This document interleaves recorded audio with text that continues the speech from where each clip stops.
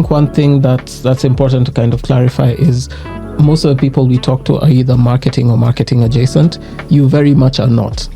And I think even as you came for the event, one of the things that for me stood out was that I think it's mostly because of the topic of ethics more so than the topic of marketing that you were there.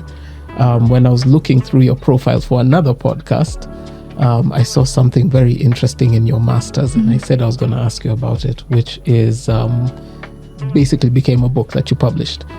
Please tell us a little bit about that book, just because I'm really interested, and then we'll jump into the questions. Yeah, so I guess the story of that book starts with my undergrad, as I was transitioning actually from psychology to international relations and trying to, just find my footing and see like what I was passionate in. And then something I realized like I was really into and interested in what was happening in global politics because of the music I was listening to. And I was primarily listening to a lot of hip hop at the time, and Middle Eastern, Arab, North African, particularly that sort of hip hop, of course, having come from a background of listening to other sort of genres of hip hop, especially Kenyan hip hop back in the day.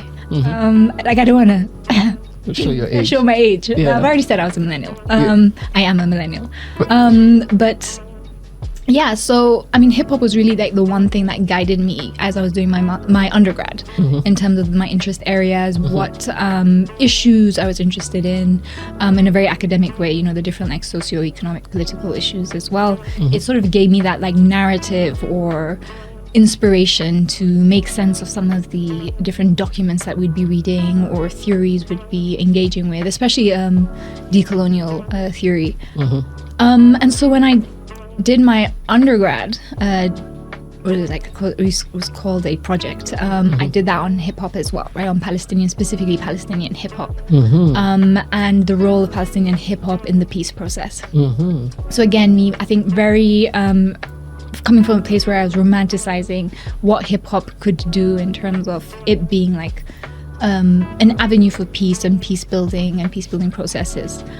So moving into my master's thesis, where I was doing human rights law, I was still carrying that, right? It was still, as I was doing my master's and engaging in different like topics, hip hop was very much the soundtrack to get me through your master's, right? And so I was like I knew what my master's thesis was going to be. It was going to be a continuation on, just a very romanticized view of what hip hop can do in terms of social change and social justice. And I had this really great advisor, Hani Saeed, who's a lecturer at the American University in Cairo, who was really great and, sort of just took me through this demystification process, me realizing that, deep down, I knew that there was very limited what art could do in terms of social justice. Because, again, I was studying in Egypt at the time when there was the Arab Spring. Yeah, but incorrectly termed the Arab Spring, and I talk about that in my book as well. But the revolution that was led by millennials, essentially, in North Africa, and also in the rest of Africa as well at the time, and having the narrative by mainly white men, male academics, asserting that the reason for these revolutions was art, right? So remember, you had like people talking about graffiti, and hip hop was coming up very strongly at that time. But having been in Egypt, not being part of the revolution myself as a Kenyan in Egypt, very aware of my security there, and to what extent my country is going to come and pull me out of jail.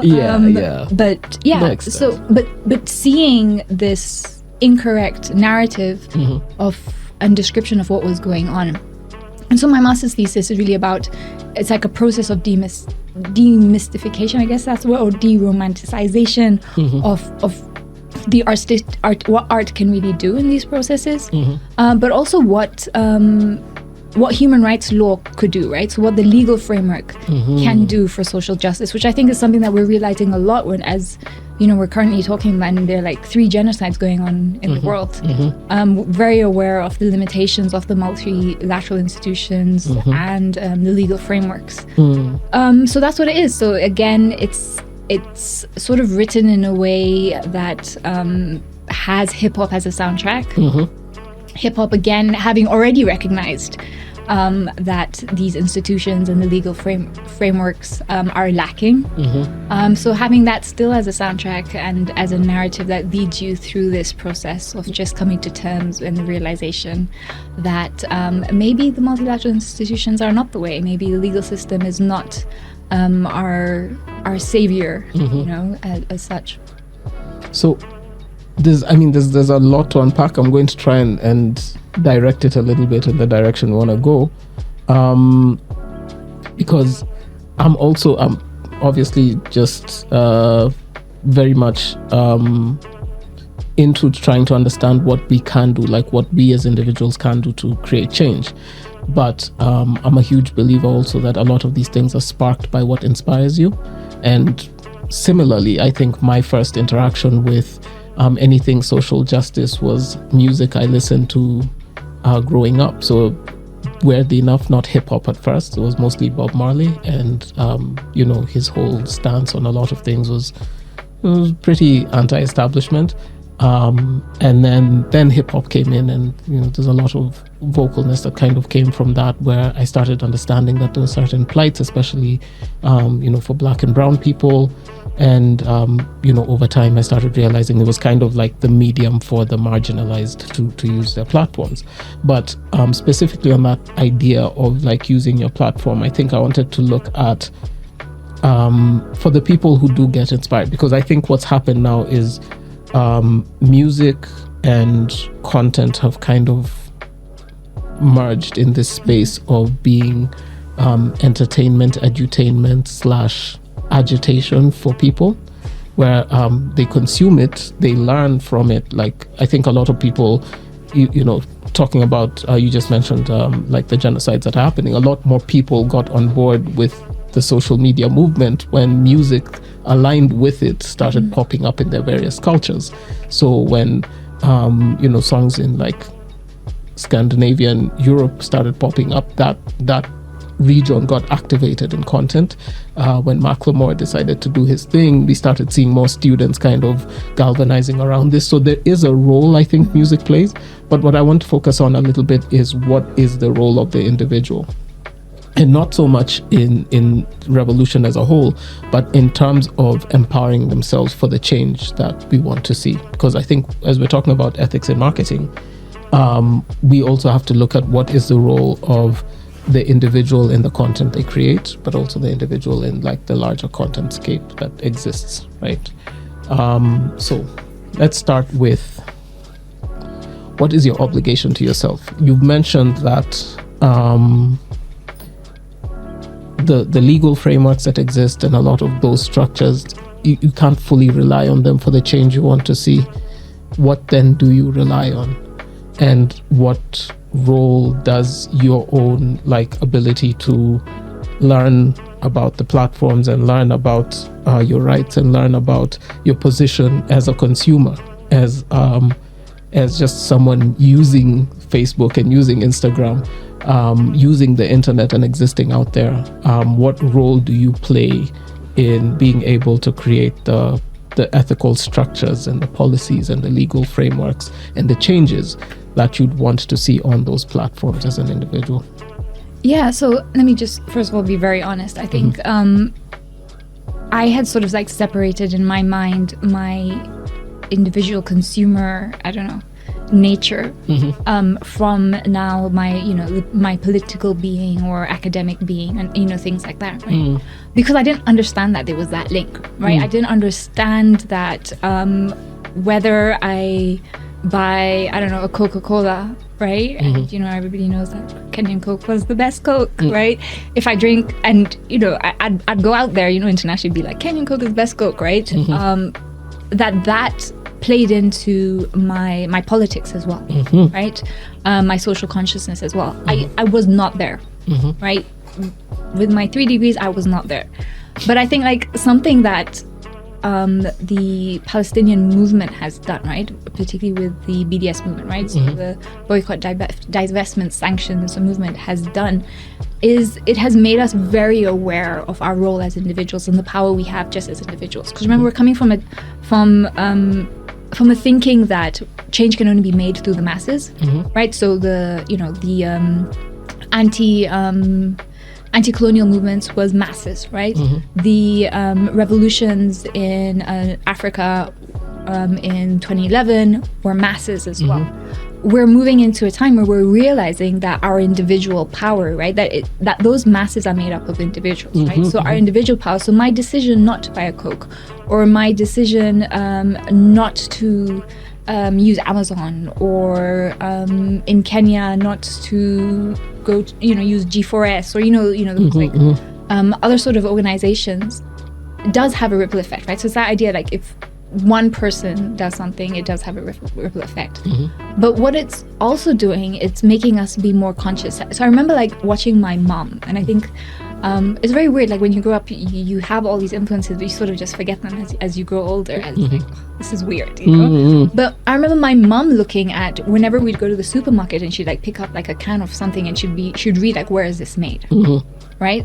And I remember this, especially like around the time where 9/11 was happening, and she'd pick up things, and she'd be like, no, this is made in America. She'd put it back, and then she'd really start pushing us to buy Kenyan, buy local, right? But what's also happening now is we live in this very corporate sort of, what is it called, the multinational world, where it's like, even that buying Globalized. local, right? Globalized world, right? Yeah. Buying local is also, it's like, I think we thought that we were very safe in Kenya, being like, I'll just buy Kenyan stuff in Kenyan companies, right? But we're seeing those links, right? We're seeing even Kenyan companies supporting the 3 genocides that are going on, right? Yeah. So it's made us very aware, and I think we're also seeing a lot of like younger like kids seeing that influence from their parents. I mean, like, your kids as well, leading the way on social media. But yeah, you're looking at it.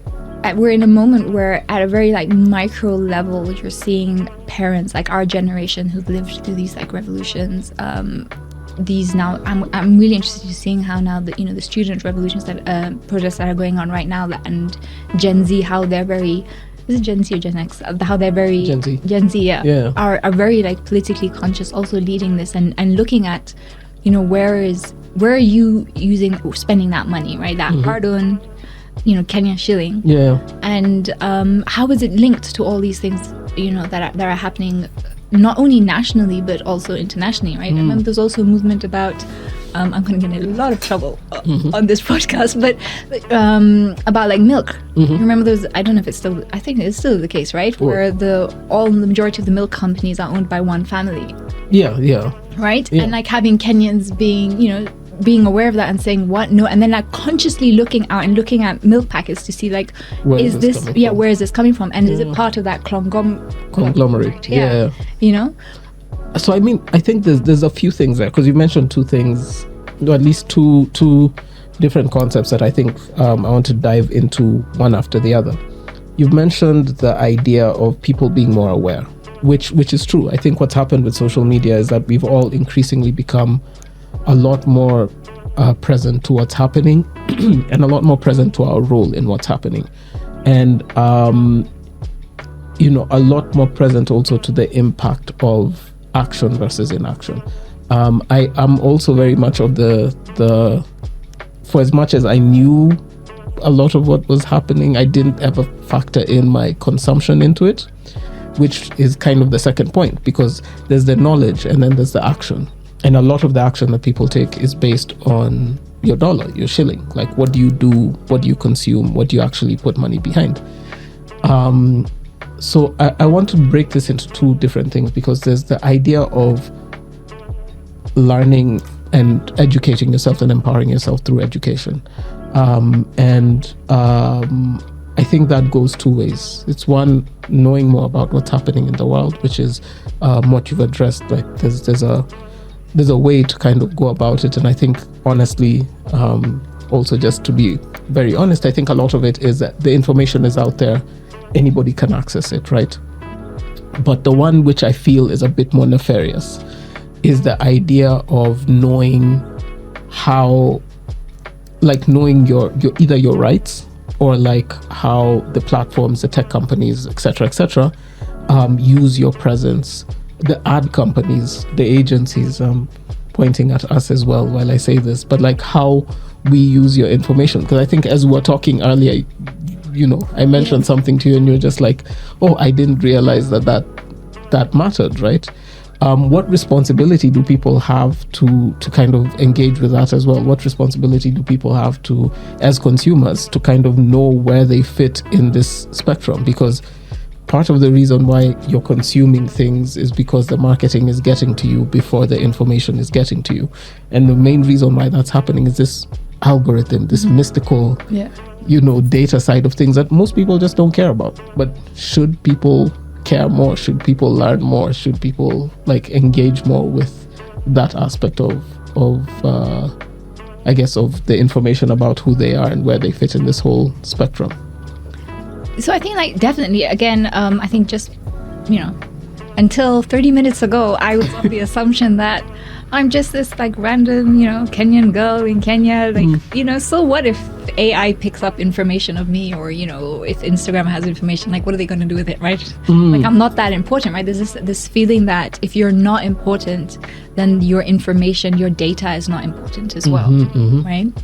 But I think from being in conversation with you, it's understanding that thread, or how does my data fit into these different bigger issues that are happening, right? How is it having my data as a parent, right, as one individual parent with one child who doesn't really do much, feeds is, you have 10, 20 of us, right? You're then able to market to me, right? I think a lot of us don't understand that we first of all come from a position that we think that we're not really important, so my information is not important, my data is not important, right? So what if Instagram is listening to me? When we read those privacy, we it's I want to be on Instagram, so I'm just going to sign on to it. We never think about it. I know there was that on social media, there were a lot of influencers who were pushing people to just understand the privacy terms a bit more.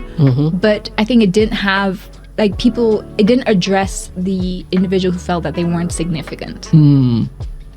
And so that's why it didn't really have an effect.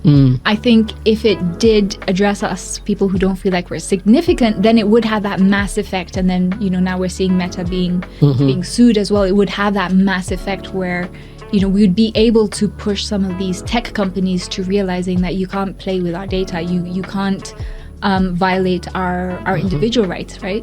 Because when we think about individual rights, we sort of think that if you're insignificant, then your rights are also insignificant. But of course, if you violate the president of Kenya's rights, then that's a big thing because he's not insignificant, right? But this random mother or who's on Instagram just because she's on, wanting to stay connected is insignificant, and so we can violate their rights. But having people understand it in that context, that you're being taken advantage of because you feel that you're insignificant, I think would have been maybe a better way of just approaching it and having people take it a bit seriously. Because I think when you framed it in that way, that if I go to someone else's house and they're significant, or they're not a mother, and I think you said something like that, and if you the example I was giving was if you go to someone's house and Instagram knows, or YouTube, let's say YouTube knows for a fact that this person is not a parent, and they start watching kids content in their house, then they know that you're there with your child, which is a lot more information than you want a social media platform to have, that you are there with your child at this person's place, because it establishes your relationship, the presence of the child, and the relationship with that person and your child, so And I think for me, and I think a lot of people didn't even know that YouTube could do that.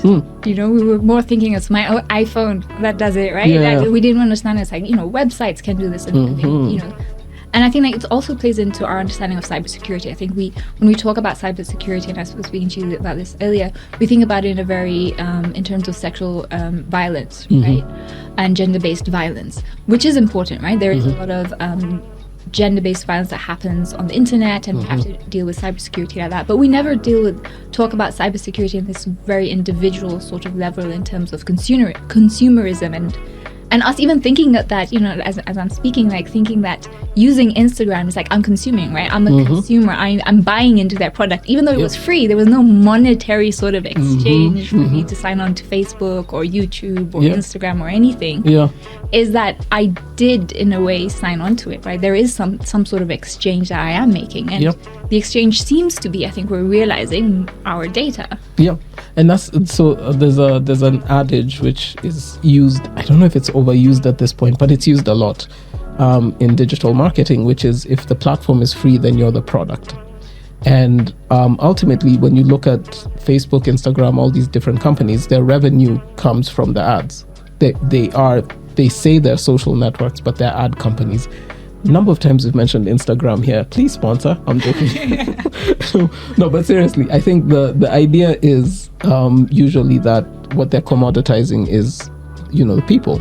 And to the point you mentioned about insignificance, I think one of the points I was hoping to get across with this conversation is just that, as individuals, especially when it comes to points of policy and ethical considerations and things of that nature, what we don't realize is that you signing on to something means that other people will do it as well.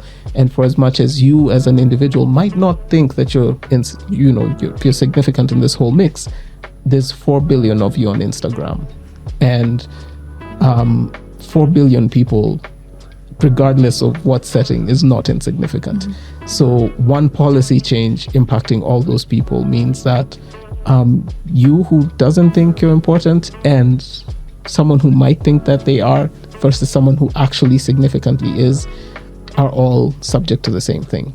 And that's one of the things I think that I was hoping to get across, at least through the conversation we're having.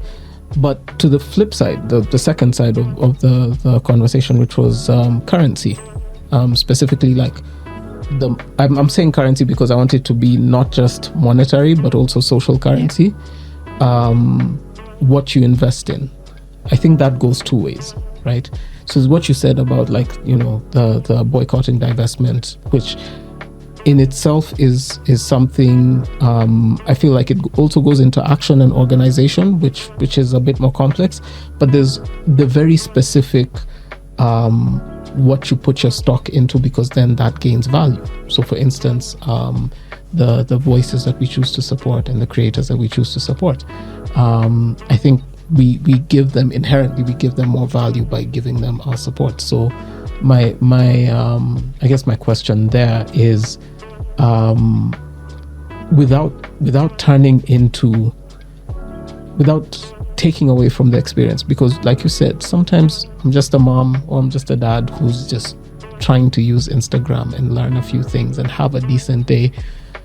At what point do I also have to put on let me be mindful about who I'm going to like and follow and support and put my endorsement behind, whether it's a person or a brand or a channel, or a news outlet or whatever, because those things, I guess, ultimately, not even ultimately, in the next step, they impact exactly what you buy. They impact which marketing platform gets to advertise to you and when and why and how much and so on and so forth, right? So at what point do we split our responsibility as the person who wants to use this product and just have a good day, to the person who has to be mindful about how I use this product, who I choose to endorse, and where I put my social currency behind it?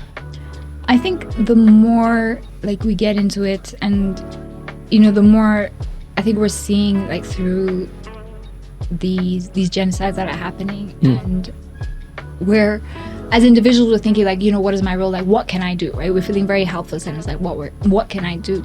Is that we're realizing that you can't separate the two anymore. That you can't say that, I'm using I'm following this particular person who has come out in support of the killing of more than 30,000 children, because I've had a really tough day and I just want to enjoy their movie, or I want to watch their live on, again, Instagram sponsor, but we're realizing that there has to be a point where we realize that our enjoyment is currency as well, right?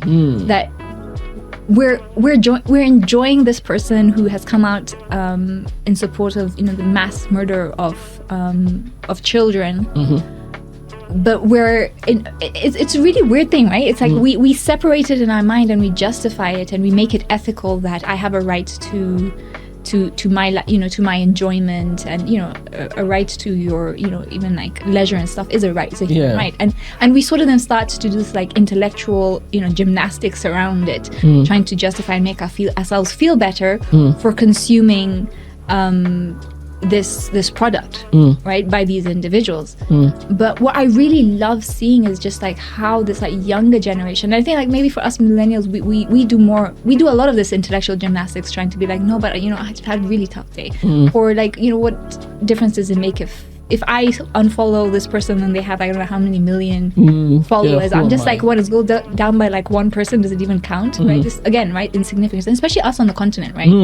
Like for Africa, when it comes to consuming like a global like products, right, like things, we think like, what is like one African's views going to do, right? But we're seeing this like younger generation reclaiming their space and their agency, and like with now calling upon us older generations to be conscious of which celebrities we follow, which politicians we follow as well, and having it very clear, like naming and shaming I think is great, this the accountability of it, right? You posted this thing, right? So unless you come out and say like, oh, I didn't have information, or I didn't know, whatever, where this like cancel culture has moved into this beyond just like petty issues to really social justice issues, and issues on life. If you don't take a stance, I think we've reached a stage that if you don't take a stance on these things, then it doesn't matter who you are, everybody must, right? So this like bridge between these two worlds, I think we're seeing, where it's not that you have the luxury of choosing anymore. It's, you have to be very aware of who you're engaging with, and that accountability about it as well. I want to lean into something that is in your area of expertise, and I think this would be probably the last area that we'll kind of circle on, which is the idea of organization. Because like when you talk about these movements and you talk about say for example the boycott movement that's happening right now, and I mean the block movement, it's called I forgot what it's called, but like the blocking thing that is happening on TikTok and Instagram and so on and so forth. One of the big things that I hear from NGOs, from multinationals, from people in the development and impact space, when they're trying to create a behavior change or a social change campaign, is that they don't believe in digital as a channel for creating that change, specifically because people don't organize after creating awareness. But I think we're starting to see a change there, right? We're starting to see something there. But as someone who has been and who is is actively engaged in instances of organization and bringing people together to impact a change, what do you feel like people as individuals can learn or can apply in their lives to be able to create the change they want to create, right? If it's the person who wants to support dairy farmers and wants to see that change happen, what can they do to be able to start contributing to a change happening there? If it's a person who wants to get companies to divest from things that are supporting, cobalt mining in Congo or genocidal practices in Sudan, like what can an individual do to be a snowflake in an avalanche as opposed to just feeling like an insignificant snowflake? So the development world has been the problem. Okay. It's not there. Okay. Because of, and so like, speaking about like the revolutions that happened in Africa, the way they sort of proliferated and got caught in this like narrative of, the way is like, artistic expression, right? So we had like so many projects and money pouring into it and grants, trying to get young people to use art, and they started, artivism, right? So we now we give it a term, so it's called artivism now, and getting them to use graffiti or to do, like different things, because like that one mural on some wall not thinking about where is it placed, what context is it in, right, is going to make the change, right? There was a lot of push towards that, right? And a lot of money went into that sort of thinking.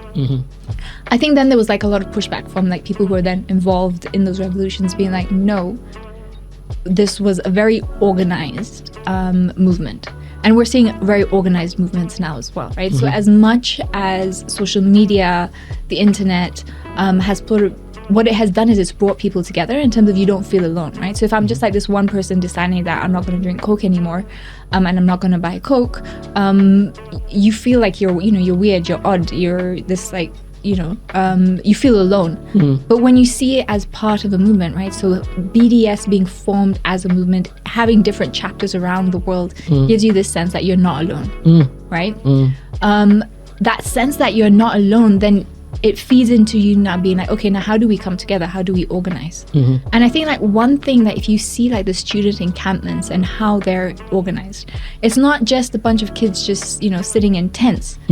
That physical space itself is very organized. You have like kitchens, you have libraries, you have a museum, you have all of them have like museums to sort of like document it.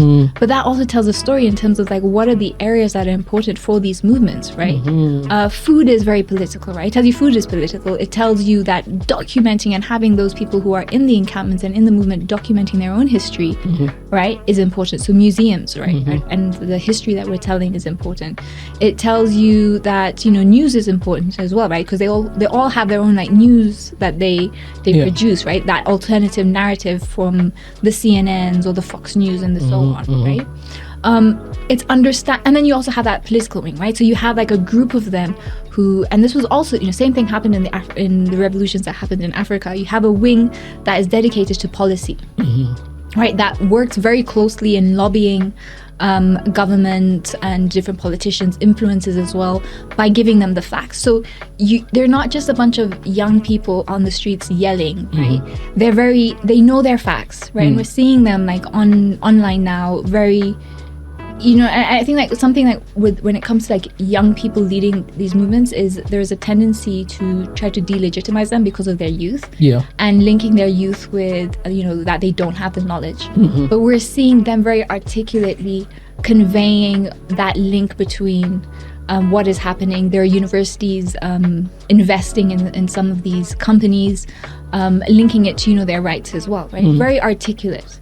So you have that political wing. You also have a wing that with the BDS movement who understands that economic power as well. We were in a meeting just a few days ago where we were talking to young people who had to calculate the cost of child marriage for government and for donors, right? So for the World Bank and IMF, for them to then say like, oh, this is an issue and we need to invest in it to make sure that child marriage doesn't happen. They had to calculate and to show that in certain countries your GDP is going to increase if you don't have child marriage, which is crazy, right?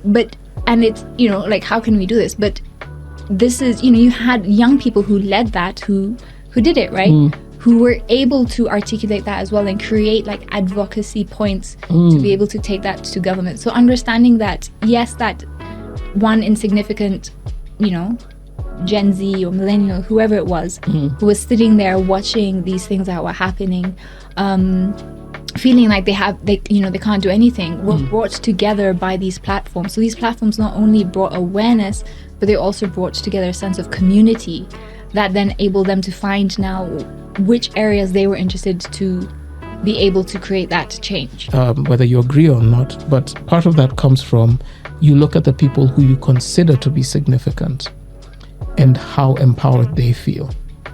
And usually what tends to happen is if you have 100 followers on your account and you want to say something, you look at the person with 100,000 or 1,000 or 10,000 more than you, right? And if they aren't saying something, then you're not going to say something, right?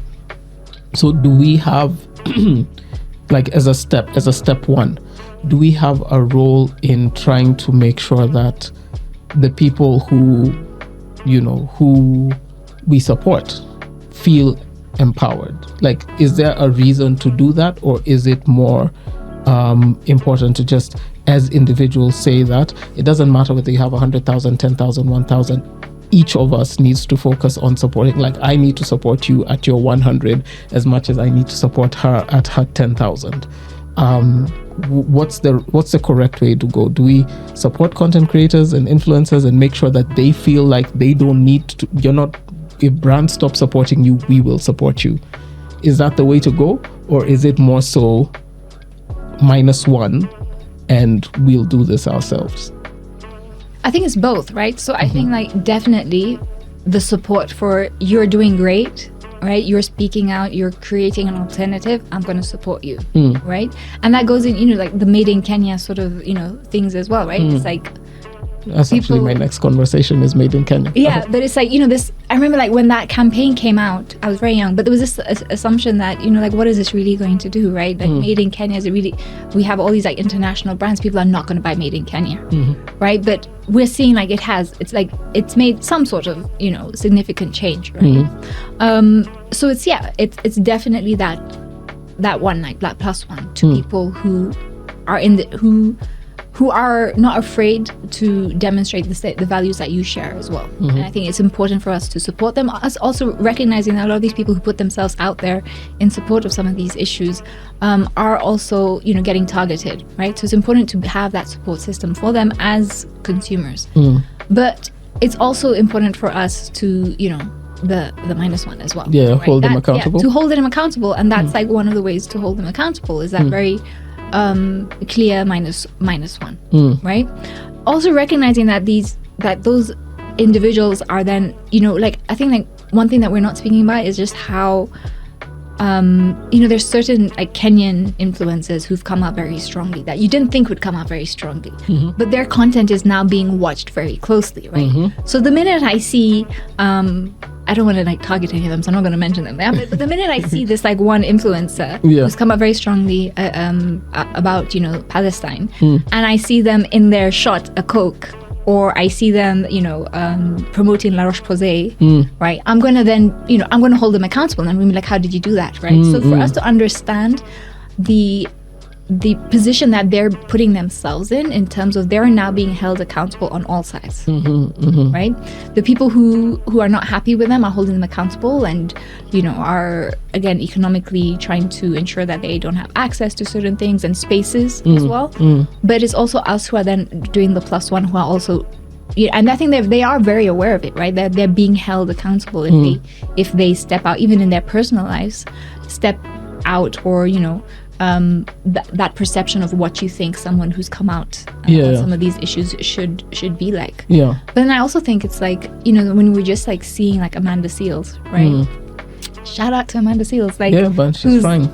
Who's amazing, because I think that something that she's done is making us very aware, like as we're talking about like celebrity culture and liking, unliking, unfollowing and things like that, is that it's not just the person, it's the space that person is fed into, right? So us recognizing that maybe in these like the Met Gala, right? That's not a space, right?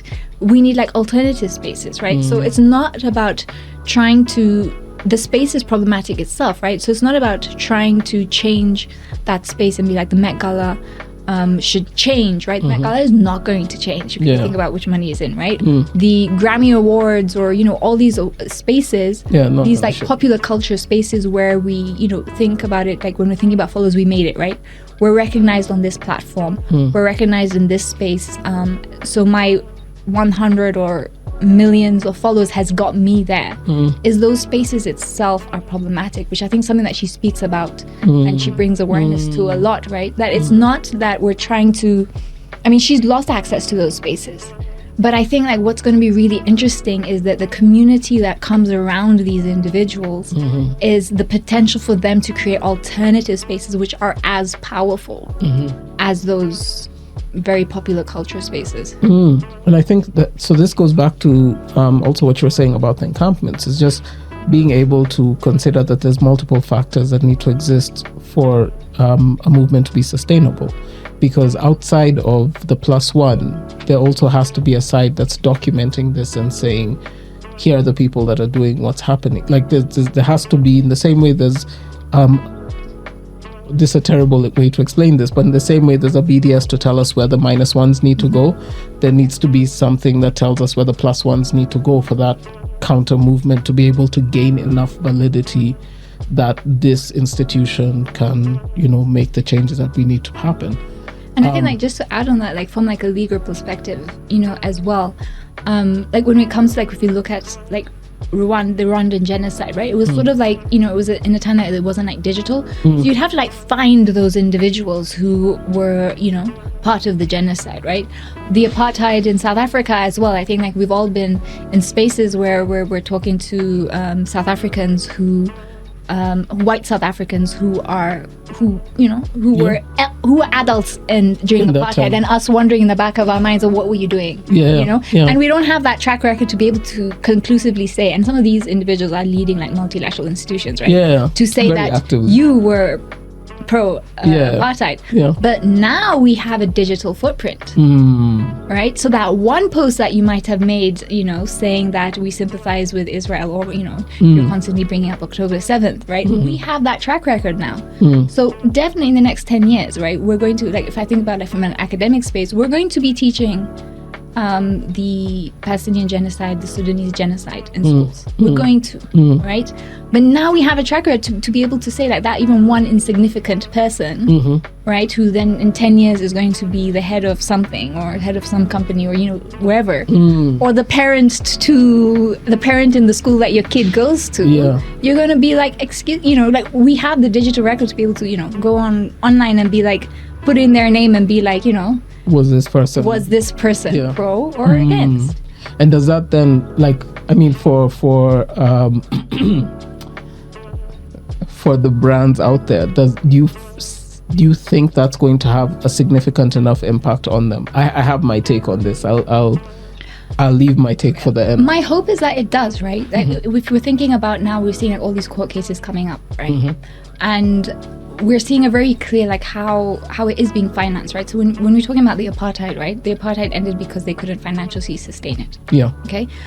The genocides that are happening in Congo, in Sudan, and in Palestine are being sustained because they're being financially sustained, right? So these companies or these individuals, funds as well, right? There are a lot of like philanthropic funds which are, supporting these genocides. Once that comes out, I think as well, there's not also like people, that BDS list is not enough, and we don't have one for Sudan, right? We don't have one for Congo, right? But once that comes out, I hope the legal framework will be able to hold people accountable. And we're seeing like, like South Africa, no one would ever thought South Africa was going to be the one championing the case, right? I'm hoping to see in the future that we have individuals as well championing, cases in the next couple of years, holding companies accountable to their financial contribution to genocide, to their financial contribution to the social injustice of what's happening to farmers, milk farmers, what about dairy producers, whatever, right? Like, I hope we're moving towards a stage where we're taking accountability seriously in very real and practical terms, as opposed to just speaking, we need to be accountable, and not understanding what that is. It's having those legal but also financial ramifications, so that you're not able to do this anymore.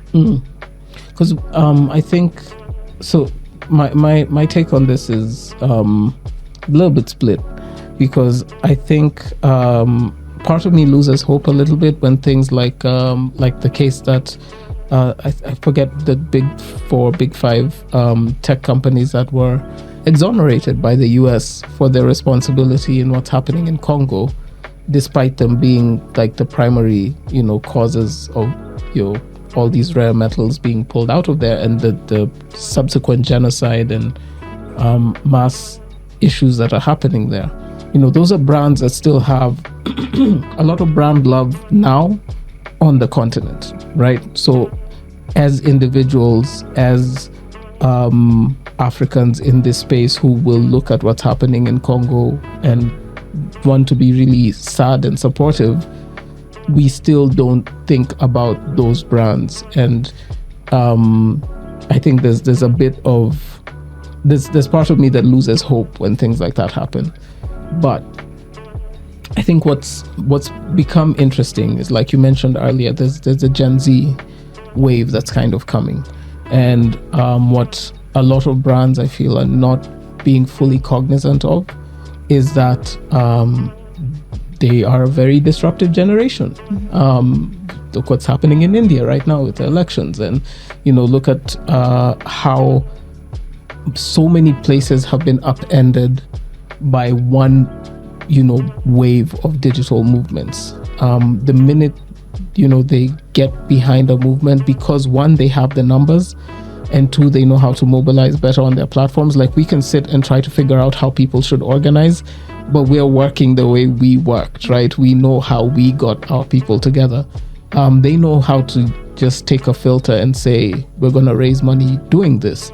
And I was talking to the guys who organized this TikTok movement, the Olive Branch thing, and they shared with me like the track record and the paperwork, and I think they've gotten almost 200 families out and off of purely getting people to watch content on TikTok. They are weaponizing the platforms that exist.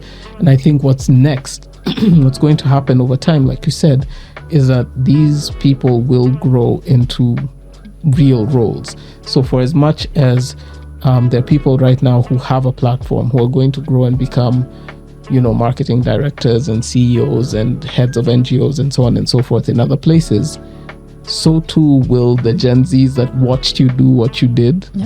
The same thing for the brands, right? These same people will get to a point where they have the purchasing power, and my feeling is that accountability might not be now, but it will be down the line. So like in terms of long-term strategy, what a lot of brands, what a lot of creators, what a lot of people really need to start doing is looking at, even if you want to act like you don't care about the politics or it's too complicated or whatever the case is, look at the people that will be your bottom line, look at what matters to them, and then decide what side of this you want to play. If you're going to ignore the ethics, you can't ignore the economic impact. Like you said, when people had to calculate for the World Bank or the IMF or whoever, this is what it actually costs to let child marriages happen. Very soon people are going to have to do the same thing for this is what it costs to be silent on social issues. And the good thing with digital is you can measure everything. And it's going to be very measurable, and I think it's going to happen sooner than people expect. Other generations, we need to think about how we're going to support Gen Z, right? Because I think we've come from a generation where we led those revolutions, or those democratic revolutions that happened around 2011, right? Like we invested a lot of time, commitment. We're now leaders in different spaces as well. But Gen Z is also holding us accountable, being like, so what if you led that revolution? Look what's happening now, right?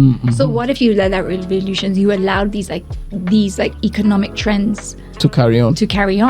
So it's like us as different generations thinking like, how do we support Gen Z, also protect them, right? Because I'm seeing like in a lot of spaces as well, like young people sort of being co-opted into this space to perform. To perform. They're what did you call them? Or where did you? I think content creators. No. Like Gen Z, they're very disruptive, right? To perform that, right? We want to see it, right? It's the it thing to do in conferences to bring this like young person to disrupt the space. We're seeing them being co-opted in this space, and we were co-opted in these spaces. Right? So it's like, how we were the agitators. It's like how do we protect them from that space, and how do we open up as well the spaces that we now have access to, and leaders in different spaces to be like, you come and take over without feeling like, I think there's still this thing like we're aging out, or we're not going to be significant. There's a lot, I think, even on the continent about our agency and how we just feel insignificant. Like when you're speaking about there not being like a BDS list, or for us not knowing what to do with like Congo, right? It's like, as Africans, like, what do you mean we don't know what to do about Congo, right? Like, you shouldn't have these devices, but a lot of us, I mean, I do, right? Till now, right? And it's like, I think what we're seeing is now these content creators are also brought close. The guys who are, the ones who are creating content for awareness are closer to us. So we're having a lot of people like reaching out as well to be like, hey, I have this, I use this tech. What is an alternative? And like really pushing them to be like, to now center that. And I think we have to think about us as a movement, right? So we have 2 genocides happening on our continent. Okay? and not insignificant ones, right? It's like, why aren't we organized enough? Like, why aren't we thinking, like, here in Kenya, we're very close to Sudan and very close to Congo, right? Why is it that we don't have that same sort of organizing around these issues, right? These two countries. Like, why is it we should be leading the tech, right? Because it's all interconnected, right? That's true. The three genocides that are happening are very much interconnected economically. Yeah. But we're not focusing. I think like Amanda Seal speaks about it a lot as well, right? Like why is it that we're not doing anything? Focused, that we're not doing anything? Yeah. And it's us who are going to be held responsible. Yep. I mean, maybe as a parting question, do you feel like there's an opportunity here for corporations to stand out and be part of shifting the economic value of speaking up? Because I've seen this, like we've seen this, we saw this, you know, I'll pick Black Lives Matter. We saw this with Nike getting behind that movement, because what it did was it immediately delegitimized what the NFL did to Kaepernick when they came out and they were like, you know, he doesn't have to be in the NFL to be a Nike athlete, and they put like $100 million behind it. That's significant as a brand to speak up for a movement, because then what happens is that other athletes in those spaces don't feel the risk, and they don't feel, you know, they don't feel like this is something that speaking up against police brutality might get you out of the space, right? Yeah. Is there an opportunity now for brands to also take that ethical consideration in place and say, you know what, this is where we stand, and to actually put, you know, money behind supporting the whichever movement, whether it is going pro-Palestine or going anti-genocide or going, you know, whichever way you go, but like speaking up and taking a stand. Is there, one, an opportunity, and two, a responsibility to do those two things? I think definitely. So if you just take Congo, right? Yeah. We move to Congo. If a brand or, you know, a company or something came up with an alternative and marketed themselves as this is how we ethically source our material, right? And we are anti what's going on in Congo. You are putting the consumer in a position where you now consciously make a decision to use an alternative and be, you know, and support the movement. Or to be like, you know what, I don't care what's happening in Congo, right? These are just Africans, they are used to it. Let the children die, and I'm going to continue using the tech that I want to. You're forcing that as individuals, and you have to, when you place that directly in front of us, and that's what it does, right? The digital space, it places it right, two alternatives in front of you, where you have to make that moral, ethical decision and live with it. And if we saw that happening, I think you would see like you'd see a shift. Just, I think especially when it comes to like our own agency as Africans, we're at this tipping point where we've seen Palestinians reclaim their agency, which has been, you know, they've been like historically they've been trying to jeopardize that. Yeah. We have two genocides happening on the continent. This is the time where if these companies could really lead that charge of just like tipping us to feel that we are relevant, reclaiming our agency, supporting. We've been talking about supporting like African local, you know, products for so many years. This is an opportunity to do that, right? To buy local, to buy African, to push for borderless Africa. Like this is that opportunity. Unfortunately, it comes because of you know, what's happening in these two countries. But like Kenya, I think like very nicely situated geographically, and economically as well.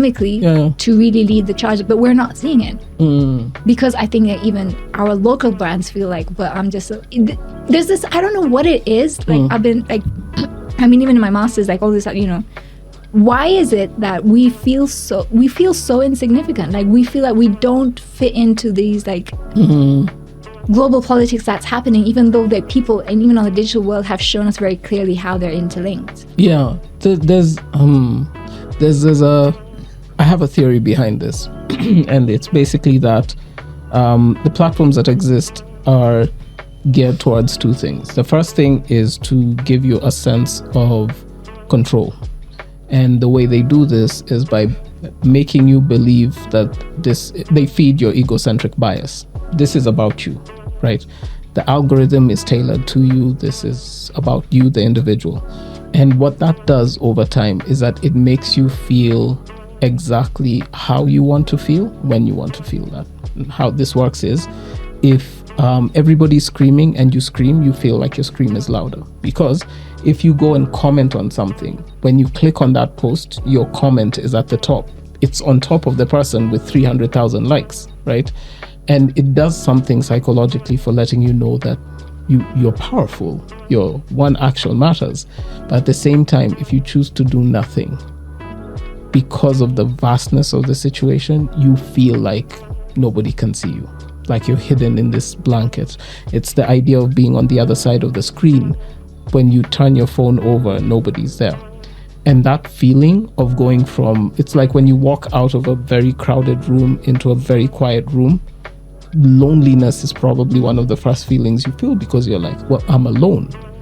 You don't think, oh, it's quiet. You think I'm alone, right?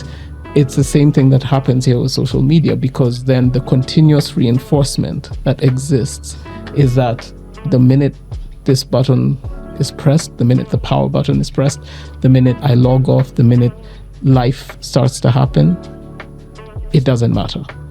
And that continuous reinforcement of it doesn't matter leads people to behave like it doesn't matter. So you have people rage baiting on Twitter and trying to get everyone to get angry about things for engagement, and then they just switch off and it doesn't matter. You have people going on TikTok and doing whatever they're doing there, which is outlandish and ridiculous, and then switching off and going back to being professionals because it doesn't matter, and so on and so forth. So you have these continuous reinforcements that, one, you're alone and you have control, and two, you can do anything and it has no impact. And what ends up happening then is your ethical compass shifts. The way you said in the beginning that you dissociated your political self from your personal self.